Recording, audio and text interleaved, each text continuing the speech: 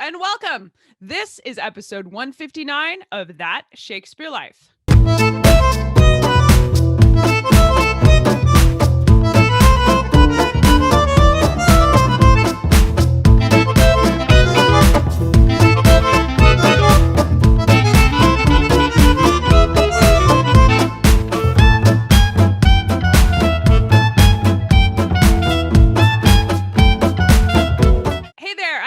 I'm back this week with a new episode here at That Shakespeare Life. This is the show where we interview globally recognized experts about the life and history of William Shakespeare. We take a little tidbit of his history and share it with you so that you can learn something new about the bard. If you like history, England, the past, and exploring things like clothes, food, and talking with people who know everything there is to know about William Shakespeare, then this is the place for you. Make sure you hit like and subscribe because we're here every Monday. Brand new this week, That Shakespeare Life has our brand new Patreon page. Just like William Shakespeare's work was supported by patrons in the 16th century, you can now be a patron of the arts and help continue the legacy of William Shakespeare by supporting the work we do here on That Shakespeare Life each week. Explore the digital streaming app and bonus content that go along with becoming our patron here and supporting the show at castycash.com/member. And stay tuned after the episode for even more details. In Elizabethan England, two of the most popular forms of public entertainment were animal baiting and hunting.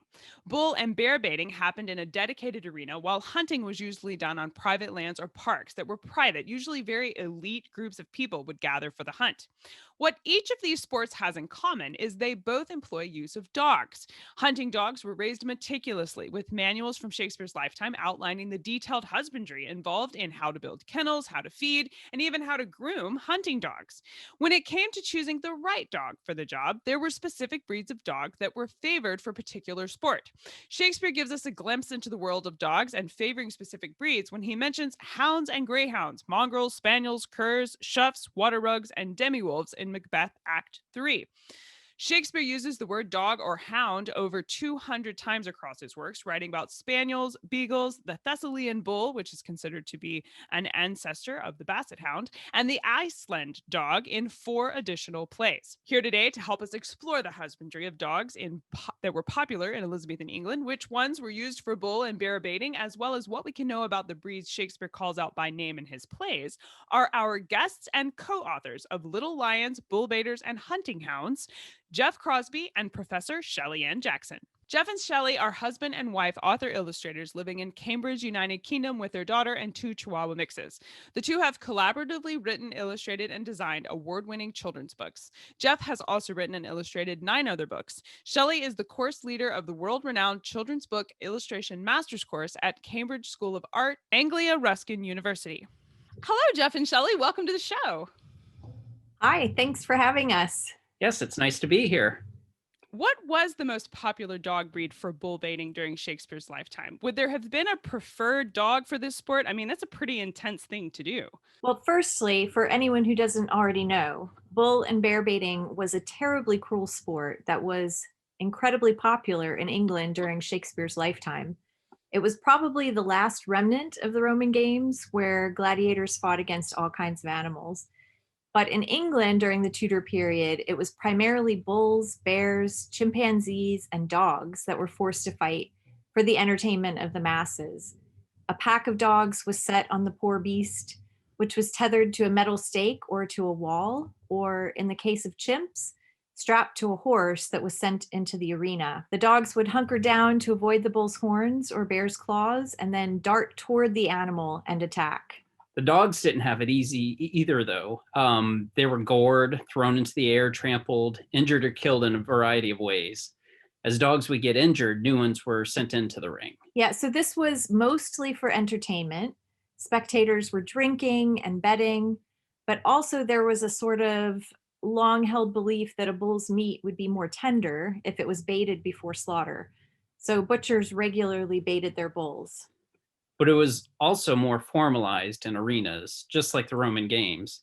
Bear gardens, as they were called, were popular and dotted around London. In the case of bear baiting, it was so expensive to import them, they would usually call the dogs off after a couple dogs were injured and before the bear died, so they could use the bear again. Queen Elizabeth was actually a huge fan.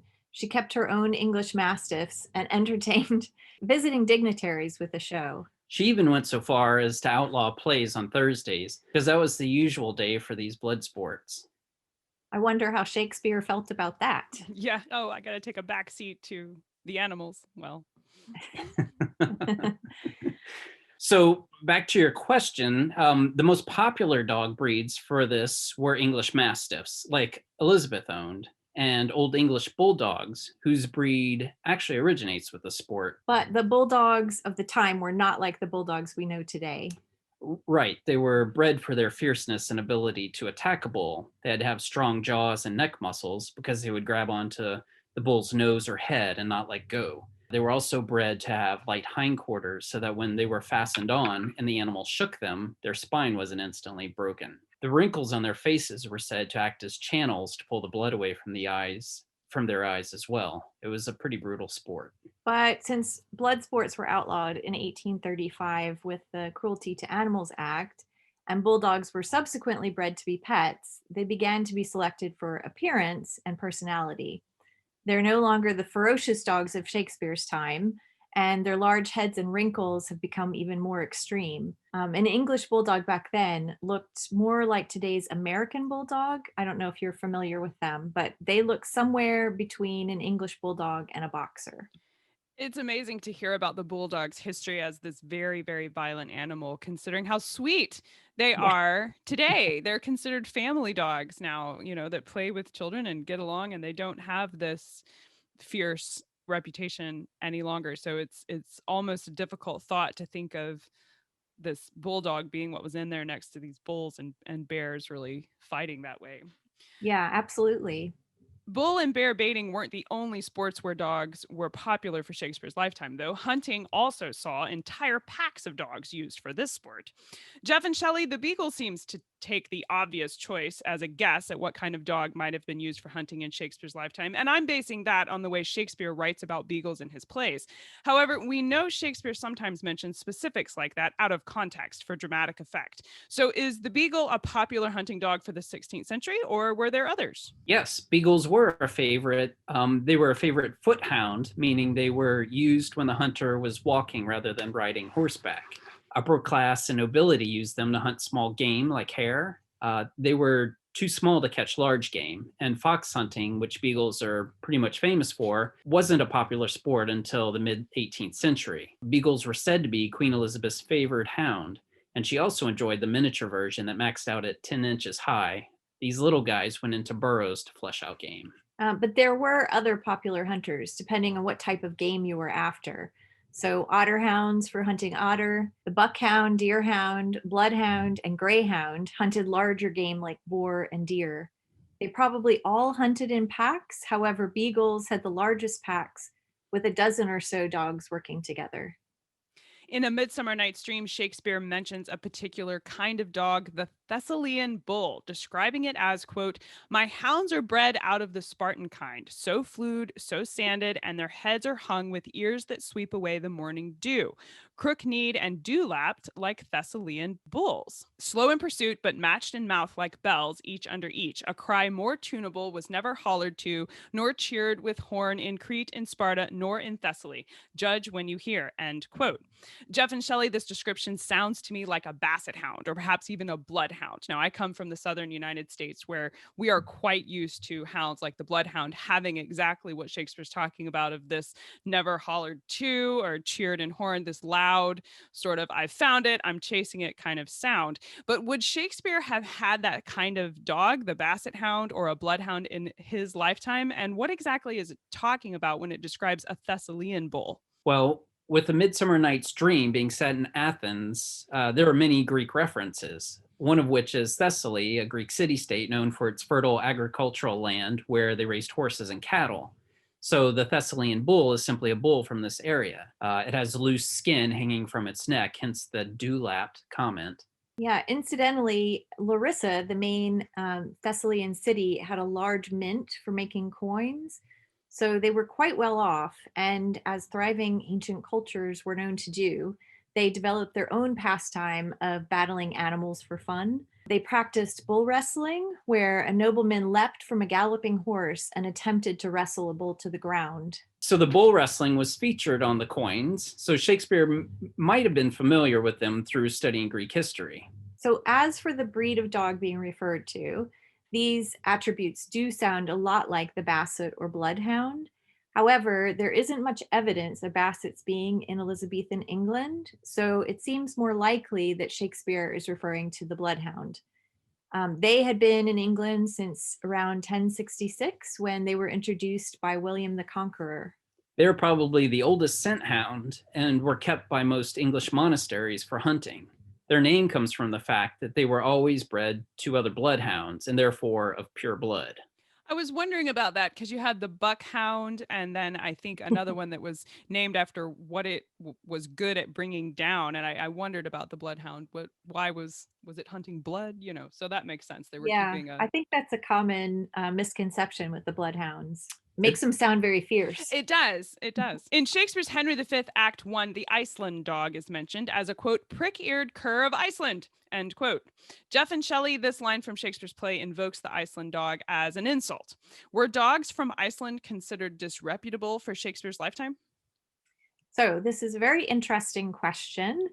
On its own, a cur means a mongrel or a street dog.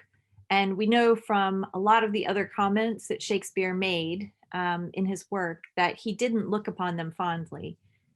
But you have to understand that in those times, most people had a love hate relationship with animals. So even if you lived in a city, animals were everywhere. Remember, this is before cars and tractors were used and meat and dairy were packed and shipped to the grocery. Right. So any animal that did work or was bred for consumption was readily visible. People used dogs for lots of jobs and let them roam free. So naturally, there were also tons of stray dogs around. They barked and fought in the streets, went to the bathroom wherever they pleased, and were generally not friendly to people. So often people were bitten, and many, especially children, died. A lot of people took to carrying walking sticks around to fend off the dogs. And also, apparently, dogs are not very susceptible to plague. So that means they don't die off like rats and other animals do when they get it. However, they do transmit it to humans. So, given all of this, it's no wonder that cur was an insult at the time. If a dog wasn't working, it was usually viewed as a pest or even dangerous. And if we look at dogs in Iceland at the time, they would have been of the Spitz type. So that means having a thick, warm coat, a stocky build, upright ears, and a tail that curls over the back. Spitz dogs are typically found in the far north and are used for pulling sleds and herding livestock. So think of the Malamute or the Husky. Spitz dogs arrived in Iceland back when the Vikings did. So, in a study of British dogs by Dr. John Keyes in 1570, he was a naturalist and a physician to Queen Elizabeth. Keyes mentions the curs of Iceland. He doesn't bother to describe them like he does the other breeds, except to remark that their coats are so long and rough, you couldn't even see their bodies or faces. But he does note that some people are fascinated just by the novelty of this. They enjoyed the strangeness of the dogs. But Keyes himself was not enthralled. He calls them a beggarly beast brought out of barbarous borders. It would seem that Shakespeare agreed. So, as a side note, Keyes' book was the first one written on dog breeds. He wrote it in Latin in 1570, and it was translated and published into English in 1576 and called Of English Dogs. I know that in times of plague, when the plague got really bad, they would actually round up the stray dogs to exterminate them like rats for what you were saying, that they could make people sick, but they themselves weren't impacted by what was going on. So it is interesting to see this dichotomy of, well, they're really great at these things, but we really hate them over here for these other things. Yeah, if they're not working for us, then they're right. If they're not yeah. earning their keep. Yeah. One surprising dog breed that shows up in Shakespeare's Macbeth is called the water rug. Jeff and Shelley, what is this dog breed in the 16th century and what attributes would it have been known for? The water rug was the English water spaniel. The breed was first described by Dr. Key's book. The breed went into the development of many of the modern day water spaniels, but sadly died out itself. Or you could say was absorbed by the other breeds. The last specimen was seen in the 1930s. It looked much like a curly coated Springer Spaniel with white and liver colored markings, and often had its coat clipped short in areas in a similar fashion to poodles for better ease of swimming. They were used to retrieve ducks, geese, and other waterfowl shot by the hunters. In that same passage from Macbeth that we find the water rug, Shakespeare also mentions the highly recognizable greyhound. Jeff and Shelley, we think of greyhounds primarily as racing dogs today, but what would they have been like for Shakespeare? Were they used as racing dogs also, or were they used for something else?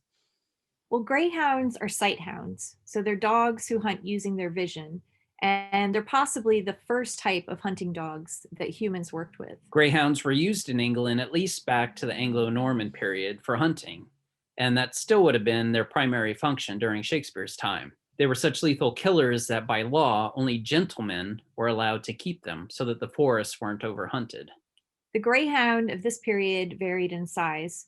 The larger ones would have hunted deer and the smaller hare. So in Shakespeare's play Two Gentlemen of Verona, Lance compliments a woman by saying she has, quote, more qualities than a water spaniel, end quote. Now, you mentioned that the water rug was similar to a Springer Spaniel and was known for being associated with the water. So it might be that dog that they're talking about.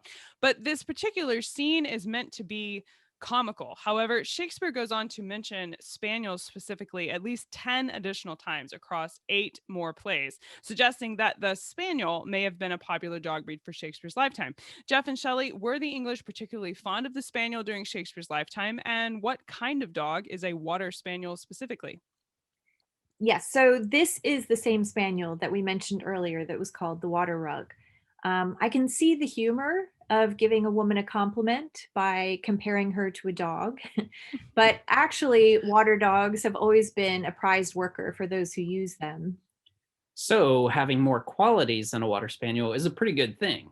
If you think about the skills this dog would need to hunt birds in the English countryside, so the ability to communicate with the hunter, understanding his hand signals. A stealth to not frighten fowl. They were even trained to slip silently into the water and said to be able to dive into the water like a duck. They had the intelligence to retrieve the fowl on their own, perseverance not to give up, and a soft mouth so as to not damage the bird while they're retrieving it. But also consider their physical attributes. So they had to be strong swimmers who were able to work in all weather and really cold water. They would also find and retrieve arrows that the hunter lost, which could go anywhere. So yeah, water spaniels were highly valued by the landowners and nobility who were fortunate enough to have them. The title of Jeff and Shelley's book is called Little Lions, Bull Baiters, and Hunting Hounds. Jeff and Shelley, what exactly were the little lions for Shakespeare's lifetime? So the little lion we're referring to in our book is the Shih Tzu, who was bred to look like a lion. The Lion of Buddha, to be exact. And Shih Tzus were some of the original lap dogs bred for the Chinese royalty. They were completely pampered, had servants of their own, meals cooked for them, and were carried around on silk pillows. Not unlike the Shih Tzus of today. Exactly. So they're an ancient breed, and were definitely around in Shakespeare's time, but the Chinese royalty were very protective of their beloved lion dogs and refused to trade, sell, or give any away until the 1900s. So Shakespeare wouldn't have encountered one. But European royalty definitely had their own equivalents. We should say that in those times, only the royalty or wealthy nobility could afford to own dogs who didn't do any work. Often these were miniaturized versions of popular working breeds. The pug, for example, is a miniature mastiff, and miniature spaniels were also popular. They were bred for appearance and personality rather than practical purpose. They also served as playmates for the children and often featured in nobility's family portraits. Early in the 16th century, they appeared in paintings as a status symbol or to represent the character of their owners. So ladies might have dainty lapdogs with long flowing hair, and men would be featured with virile hunting dogs. But as the century progressed, they began to paint them simply because they were beloved pets. The book Paw Prints of History tells the story of Mary, Queen of Scots, and how, as a child in France, she had a pack of 22 lapdogs, pugs, toy spaniels, and Maltese. Maltese are the little toy dogs originally bred in Malta and traded by sailors when in port with their goods. So when Mary went to rule Scotland, she brought many Maltese with her. Like the Shih Tzu in China, Mary's Maltese had their own servants to care for them, and each dog was fed 2 loaves of bread a day. Not very healthy, but so when Mary was imprisoned, she had 2 of her dogs smuggled in as companions and even hid one under her skirts for comfort when she was beheaded. The Shih Tzu finally made it out of China to England in 1930 and were an instant hit. They still remain popular today. The rest of the passage about dogs in Shakespeare's Macbeth calls attention to the importance of naming a dog when he says, quote, all by the name of dogs, the valued file distinguishes the swift, the slow, the subtle, the housekeeper, the hunter, every one, according to the gift which bounteous nature hath in him closed, end quote. This starts to make a lot more sense to me as we explore things like the greyhound, the bloodhound, and the animals that are literally named for what they do. Jeff and Shelley, we've identified dogs for hunting and bear baiting, but what kind of dog is Shakespeare talking about when he mentions a dog that is a good housekeeper? We imagine he's talking about watchdogs, primarily mastiffs. Dr. Keyes calls them the keepers. They would guard the house and scare off intruders. Keyes mentions specifically homes of farmers and also merchants' houses where wealth and valuables might be stored. They also guarded the butchers, and they were used to carry messages in their collars from place to place, used to draw water from wells, carry tools, protect master when traveling, and if necessary, avenge his master's murder. Very Shakespearean. So another household job that dogs did were that of the comforter, as Keyes calls them. He claims that small spaniels can be applied as a plaster if a person has a stomach illness, and the warmth might help, but if not, the illness is transferred to the dog. And he wrote, "Experience can testify." Well, I think I'll second that. I think when I'm not feeling well, I certainly feel better when the dog comes and lays next to me. So there's got to be something to that, I think. Hopefully, they don't suck up your illness, though. Yeah, maybe not. Maybe not suck it forth from you. That's a Yeah. little creepy. And so one more job we no longer require of dogs, but the Elizabethans used, is powering the turnspit. So these dogs were kitchen assistants that ran in a wheel which turned the spit when meat needed roasting. These dogs were short-legged, long-bodied, and ugly by certain accounts. So once they stopped needing them for this job, the type disappeared. That's so sad. That poor little dog. He got just ran off into the annals of history because he was ugly. Too bad. There are manuals from the 15th and 16th century that detail great care for dogs, including veterinary medicine, how to build a kennel, and what to feed these prized dogs, in addition to loaves of bread if you're Mary, Queen of Scots. Jeff and Shelley, what was the process of keeping dogs for someone like Shakespeare? Would he have had these in his home, or was there a profession established in London such that a master of dogs might be hired to care for the animals used for hunting or for these sports in particular? So we don't know if Shakespeare had dogs himself. Since he rented his lodging in London and was often traveling, he most likely didn't have any there, but he owned New Place in Stratford upon Avon, so he might have kept dogs there as watchdogs or companions. If he did have them, they most likely would have been cared for by servants or family members. Perhaps the dogs would have accompanied him as he went for his morning walks or when he traveled to visit the many properties he owned. The manuals for dog care, such as, and pardon my French here, Gaston de Foix' Trait de les Chiens, were intended for landed gentry who kept large kennels of hunting dogs. These wealthy landowners would have had gamekeepers and dog boys to attend to the dog's needs. This is all really exciting stuff about the life of dogs in the life of William Shakespeare and where they showed up and what kinds that we had. I know we would love to explore this further. In addition to your book, which you should definitely check out, and I will link to in the show notes for today's episode. Jeff and Shelley, what are your favorite books or resources you can recommend we use to learn more? So there's not really a definitive guide to Shakespeare and dogs, but there are a few that we found really interesting. So we've mentioned Of English Dogs by John Keyes a couple of times. This was written during Shakespeare's lifetime and is conveniently available free on Project Gutenberg. Like we said, it was the first text written on dogs, so it's not encyclopedic like books written on dog breeds today are, but it does give a description of the types that were around and is often quite entertaining, as you know. So we should also mention that at that time, there were records kept for breeds like Shih Tzus and Bloodhounds, but most dogs were bred for a job and fell into a type rather than a specific breed. It wasn't until Victorian times when dog showing became a popular activity that specific rules were written that a member of a breed had to conform to and registrations were kept. So another fun fact about this book by Keyes, we don't know if this is true, but we've read speculation that Shakespeare's character, Dr. Keyes from The Merry Wives of Windsor, was based on this Dr. Keyes. So if it is, you could make the leap that Shakespeare actually used this book as a reference for when he referred to dogs in his work. Well, if you were looking for a research project, they just handed you one. Yeah. Something to chase So, down. yeah. We want to hear what you find too. Absolutely. Post your thoughts on that one in the comments for today's episode. Another historical book, which we found interesting, was British Dogs, Their Points, Selection, and Show Preparation by William Drury. This one was written in 1903, but it looks back at the history of dogs in Britain at that time. So it's a bit more comprehensive than the Keyes book. A couple lighter reads that give some interesting history are Paw Prints of History, Dogs in the Course of Human History by Sharon Cohen. And then there is A History of Britain in 100 Dogs by Emma White, and that's published by the History Press. And for those interested in seeing some paintings of dogs throughout history, William Secord has published numerous books on the subject, and he runs a gallery in New York that specializes in dog paintings.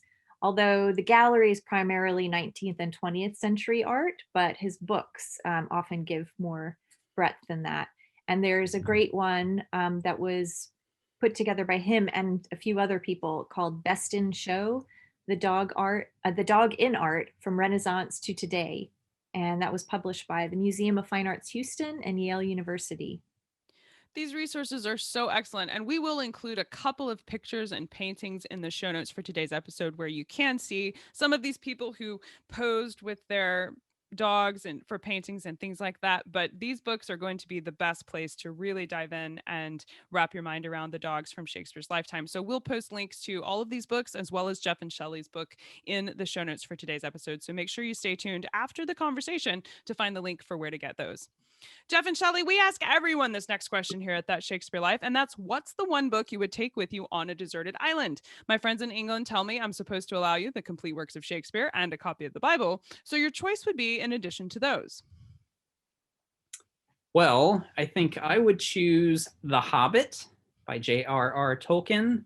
It's one of my favorite books from one of my favorite genres, and I think while wasting away in the hot tropical sun, I would enjoy reading about the Shady Shire and their great feasts. This might be cheating, but I think I'd bring my sketchbook so I can record everything around me. I don't think anyone has ever suggested bringing a sketchbook. Had lots of encyclopedias on the show, but a Yeah. sketchbook is a first. And The Hobbit is a perfect choice for your deserted island, although we didn't guarantee your island would be in the tropics. I know. I But thought that was very optimistic of him. but yeah, so you'd be well set up on your deserted island for sure. So what's next for you guys? What are you working on now that you're excited about? Well, our most recent project is another dog-themed book. It's Darwin and His Dogs, The Origin of a Naturalist. So it's a children's picture book, and it explores how Charles Darwin's love of and friendship with dogs influenced his thinking about evolution. Yeah, he also, in his famous work on the origin of species, he used dogs as a friendly and familiar example to present his thinking. So it kind of comes full circle with Darwin. We're pretty excited about this book, and it's on submission through our agents with publishers right now. Well, if it is anything like the book you've shared with us today, I know we're all looking forward to seeing that one and seeing more from Jeff Crosby and Shelley Ann Jackson. Thank you so much for being here and talking with us about Shakespeare and his dogs. This has been a fun conversation. Thank you so much for having us. Yes, thank you, Cassidy.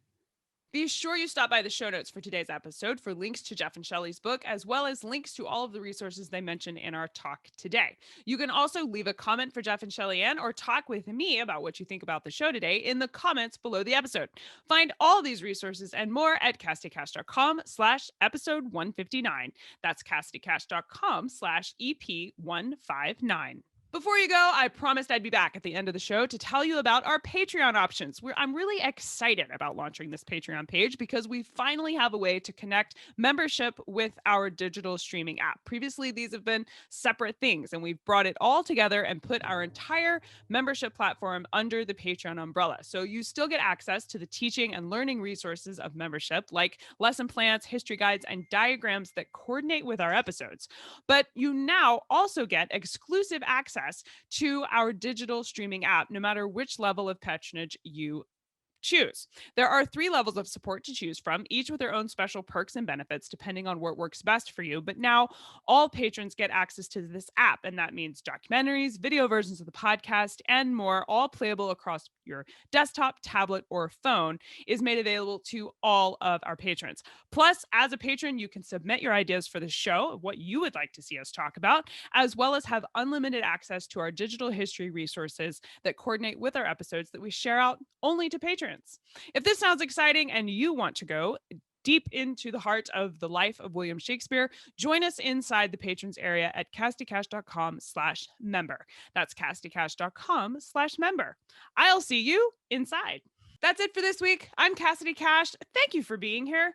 I hope you learned something new about the Bard. I'll see you next week. Bye-bye. Thank you for listening to That Shakespeare Life. As always, the best conversations happen after the episode over at CassidyCash.com. Become a part of a vibrant Shakespeare conversation by adding your voice over at the website. Until next time, remember, when you want to know William Shakespeare, you have to go behind the curtain and into That Shakespeare Life.